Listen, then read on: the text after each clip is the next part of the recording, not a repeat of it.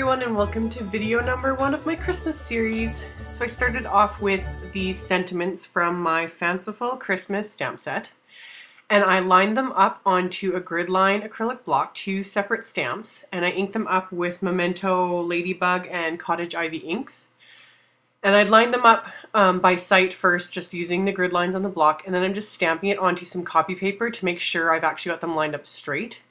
You could do them separately if you wanted and use a stamp positioner, but doing it this way you can actually then stamp several times, and that way you can mass produce, because obviously Christmas time usually we're making way more cards than usual.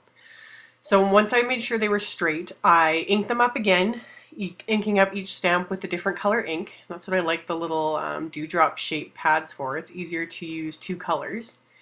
And then I inked it up again and stamped it onto a second piece of cardstock, because I'm going to make 2 of each card today. And I thought while I was making this card, I'll do another sentiment, a different one this time, and make a couple of those while I've got all the supplies out. Just an easy way to make extra cards and get kind of more bang for my time. So I chose sentiments again from my Fanciful Christmas stamp set, lined them up on the acrylic block, and then again stamped them onto just a piece of copy paper to make sure I got it straight. And it wasn't as straight as I wanted it, so I adjusted it just a little bit, lined it up again, stamped on the copy paper, and I was happy with that. So then I inked them up again, this time just switching which color of ink I used on which part of the sentiment. Again, a simple way to mix it up without going to too much effort. And then stamped them again onto these white pieces of cardstock. And I purposely stamped them a little higher up, leaving the bottom part of the cardstock blank. And you'll see why in a minute. So then I inked it up again, stamped it onto a second piece. So I've got 4 pieces, and then I wanted to use some of this Christmas twine, and I planned on wrapping around the bottom. And what I decided to do was line up each piece on my little grid mat there and make a little mark with a pencil in the same level on the bottom of each piece.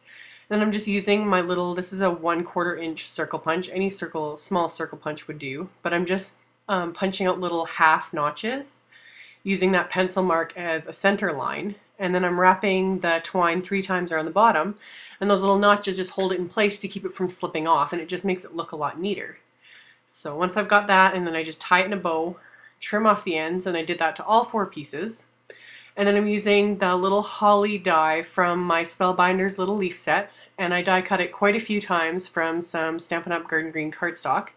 And then once they were all cut out, I just grabbed a little sponge dauber and that same Memento Cottage Ivy ink, and quickly sponged the edges of all the little pieces of the holly leaves. And this is where you can get ink all over your fingers. So you have to be really careful when you do that, because using white cardstock like this and you get ink all over your fingers, you can make a mess. So I made sure to kind of clean my hands once I was done with all the sponging.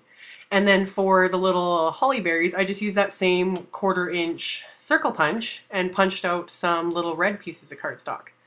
So once that was done, I adhered all the little ivy leaves with just some Tombow Mono Multi liquid glue, glued those into place, and then just glued the little holly berry cardstock pieces into place over top of it. It's a little bit finicky because they're such small pieces, like trying to hold them and glue them down. But once those are done, I'm going to go on to the rest of the card. So got those all done, did it to all 4 pieces of cardstock. And then I'm mounting that onto a white piece of cardstock, and I didn't want to leave it completely plain, so I grabbed my Spellbinders. This is the Embossabilities Holiday Magic embossing folder, and I ran it through my Big Shot, and it gave that gorgeous impressed pattern. I love that. And I was originally only going to just adhere the piece of cardstock right onto it, but because of the twine wrapped around it and all the raised edges of the impressed pattern, it wouldn't stick as well if you just tried to adhere it flat. So I used dimensionals instead, cutting some of them in half to fit along the bottom. And these black ones that I use with the red line adhesive stick really well. So did that, and then put adhesive on the back of the white cardstock, and then mounted that onto just a white card base. I wanted everything to be very white, kind of crisp, clean, and then it just makes that sentiment, the twine and the holly just pop. So got that done, and then for the sentiments for the inside, I'm using ones again from my Fanciful Christmas stamp set, And same thing, lined it up on my grid line block, inked it up, and then grabbed that piece of copy paper again to make sure I've got it straight. Happy with that. So then I just die cut or trimmed out some white pieces of white cardstock that'll adhere to the inside. It was just easier this way, and it saves you from, in case you do mess it up, you're not messing up the whole card, because I'm just going to adhere that to the inside of the card. It keeps things simpler. Plus, if you're doing a lot of mass producing, it makes things go way faster if you do things separately, so you're not having to rip apart cards.